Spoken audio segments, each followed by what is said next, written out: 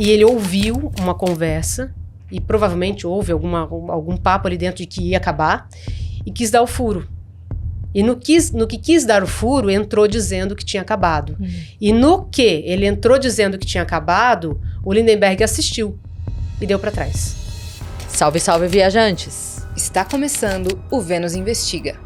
No episódio de hoje, vamos falar como estão os envolvidos hoje em dia e as discussões e desdobramentos que esse caso ainda traz. Lindenberg, condenado a 98 anos e 10 meses de prisão, cumpre agora o regime semiaberto, 15 anos após o ocorrido. Esse status é contestado pelo Ministério Público, porém a defesa alega que ele cumpre os requisitos de bom comportamento. Nayara Rodrigues da Silva, melhor amiga de Eloá, que terminou com um tiro no rosto, passou por cirurgia para a retirada da bala e sobreviveu. Recebeu, após alguns anos, uma indenização do governo por erros da ação policial e hoje em dia vive uma vida discreta, evitando dar entrevistas. Quem nos ajuda a entender o desfecho desse caso é a jornalista Glória Vanik.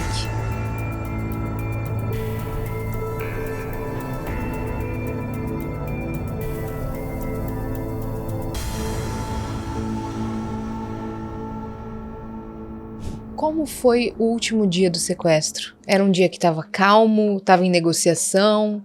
Como é que foi a cobertura desse dia? Yas, já estava aquela negociação assim exaustiva, sabe? Você percebia que já estava todo mundo exausto. Era o 5º dia. Era. Tava todo mundo exausto naquela negociação. Todo mundo querendo que aquilo acabasse, mas ali já sem saber como iria acabar, porque a coisa se arrastava, se arrastava, se arrastava. E a sensação era de que quando isso vai acabar, como isso vai acabar, ninguém tinha essa resposta. Em que momento que acaba o sequestro? Ele dá primeiro disparo contra a Nayara ou contra a Eloá? E aí qual que é a ação da polícia nesse momento que se escutam os disparos? Foi o choque, né? Aquele momento foi um momento do choque. A gente não sabia. Na hora da cobertura, nós não sabíamos se estava atirando em quem ou se era só... Rápido. Tudo muito rápido. Tudo muito rápido. Quando a polícia chegou, entrou, porque aí já não tinha mais o que fazer, né? Aí, infelizmente, já tinha ocorrido o crime. Uhum. Qual que foi o momento de maior pressão para você na cobertura desse caso? Primeiro que era uma pressão emocional. Essa questão de o tempo todo você ficar ali sem saber o que ia acontecer. E não era o que vai acontecer de uma situação qualquer. Né? Você ali podendo presenciar um crime a qualquer momento. E segundo, você pensava na família. A gente pensava na família, pensava... tinha a mãe da Eloá, né? Tinha todo aquele contexto no momento. A gente pensava nas meninas. Enfim, era como se tivesse um bolo no estômago o tempo todo, naquela cobertura, sabe?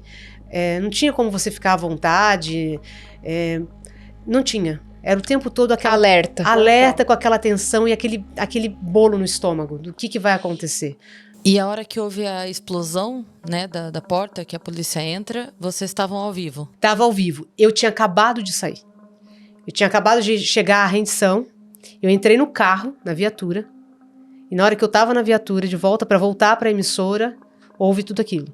Então a gente ouviu aquilo tudo, mas eu já não entrei ao vivo. Já entrou a outra repórter ao vivo. Mas eu tava lá ainda.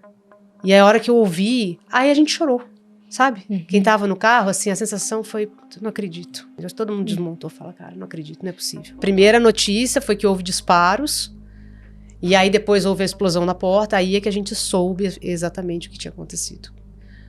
E aí, assim, porque quando ocorre uma situação como essa, as informações ficam um pouco desencontradas. Uhum.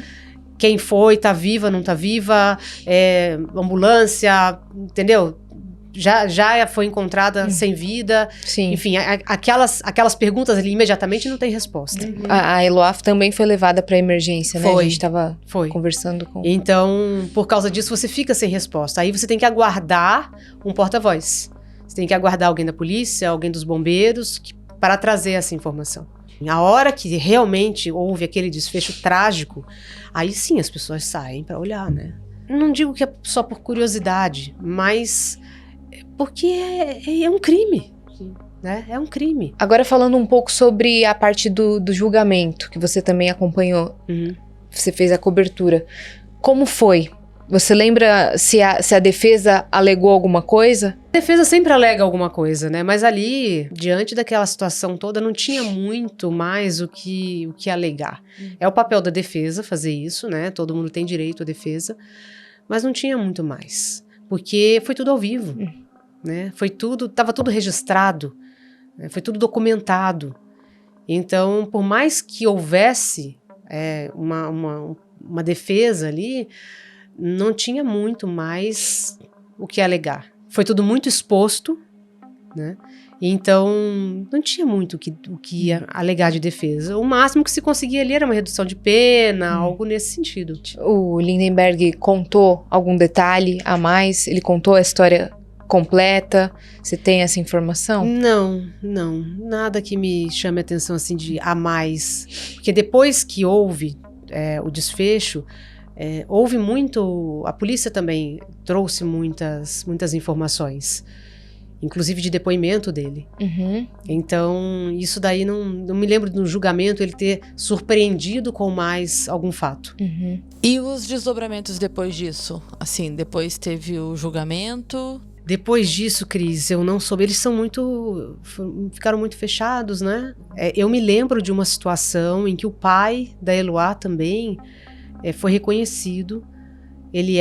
Parece que ele era procurado em Alagoas, algo assim, se não me falha a memória, por crimes também. E aí ele apareceu numa imagem e alguém o reconheceu e denunciou a polícia. Então também ali a polícia foi em cima do pai da Eloá. Eu até não sei como que terminou essa história. Mas eu me lembro que houve também essa outra situação que pegou a gente ainda mais de surpresa. Uhum. Porque pegou a gente mais ainda de surpresa, porque já tinha sido tão trágico tudo, e a hora que você fala, caramba, tem mais gente envolvida, em situação de crime também. Que família, que difícil, né? Sim. E o Lindenberg foi condenado a 98 anos e 10 meses de prisão, e atualmente ele está cumprindo o regime semiaberto, após 15 anos, né? E quais as mudanças que tiveram depois desse caso? Cris, mudanças oficiais, não me lembro de nenhuma mudança oficial. Tipo, a partir de hoje não faremos tal coisa. Mas a gente percebe que houve uma mudança geral na imprensa de cobertura de determinados casos. Então, isso eu sei que houve. A gente percebe que houve ali um cuidado um pouco maior e uma exposição muito menor de situações. Eu me lembro que depois do caso Eloá, eu cheguei a cobrir sequestro também, em casa, situações, assim, semelhantes. Que não houve esse desfecho trágico, mas nós ficávamos bem distantes, sabe? E o cuidado com a informação era muito maior.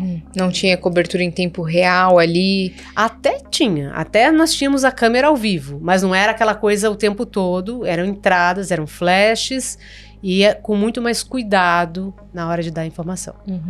Então a gente se questionava alguns comportamentos que vinham de cima, algumas pressões que vinham de cima do que a gente deveria ou não deveria fazer.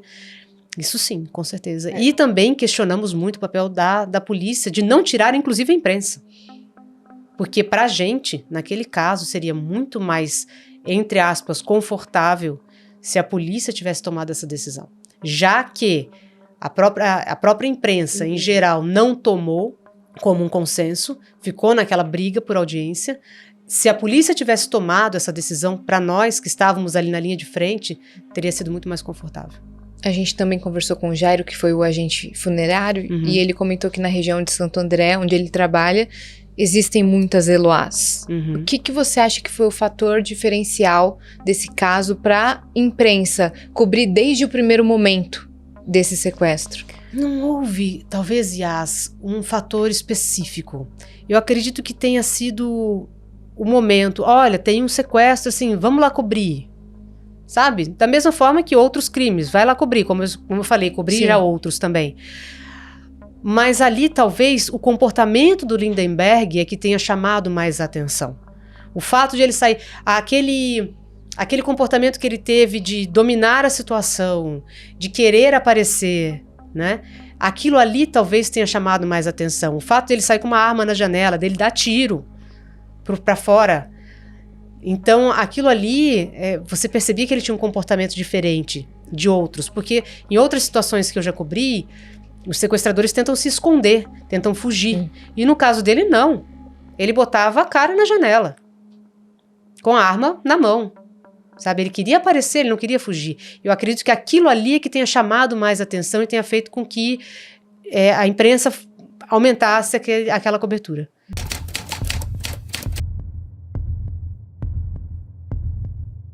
Ulisses, o que te causou tanto interesse por esse caso?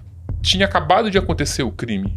Aí eu comecei, era um caso muito complexo, né? Tinha todo aquele estilo novelão, cheio de personagem, crime misterioso, porque ela não assumia a autoria. E aí eu comecei a me interessar pelo caso. Como que era essa ligação da família com essa parte sexual mesmo? Ela tem uma energia sexual assim, quando eu já tive contato com ela, ela estava com a tornozeleira, estava ali prestes a ser presa, ela já estava mais naquele papel de provar a inocência, então ela não tinha, mas as pessoas que tiveram contato com ela falam isso, que ela é muito, ela tem uma energia, ela emana uma energia sexual muito forte.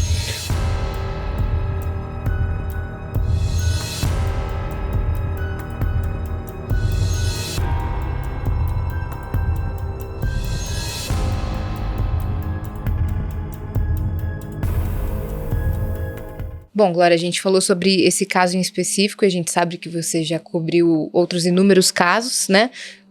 Realizou um trabalho incrível como jornalista e você Obrigada, também Nessa. é host do podcast Conexões, né? Sou. Então eu queria que você falasse um pouquinho, até para deixar, né, como indicação da galera se inscrever no canal e já deixar também as suas redes sociais. Vamos lá, então. Vocês me encontram nas redes sociais no @GloriaVanick. E o Conexões é um podcast que conta histórias de vida em viagens. Não é um podcast sobre viagens, mas é um podcast sobre histórias de vida. Porque, no fim das contas, independentemente das nossas origens, das nossas criações, de onde nós vimos ou para onde nós vamos, nós somos seres humanos e a gente se conecta de alguma forma. Então, ao longo de toda a minha carreira como jornalista, eu sempre gostei de trabalhar com seres humanos, com pessoas.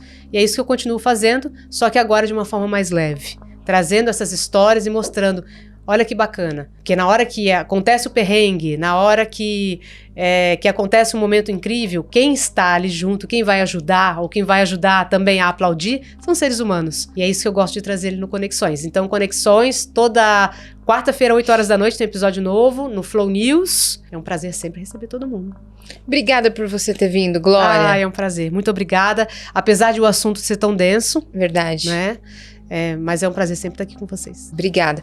Você que ficou até aqui, se inscreve aí no canal do Vênus e nos sigam também em @ovenuspodcast, tá certo? Não se esqueçam de assistir o Vênus Podcast e os outros formatos do Vênus aqui no canal.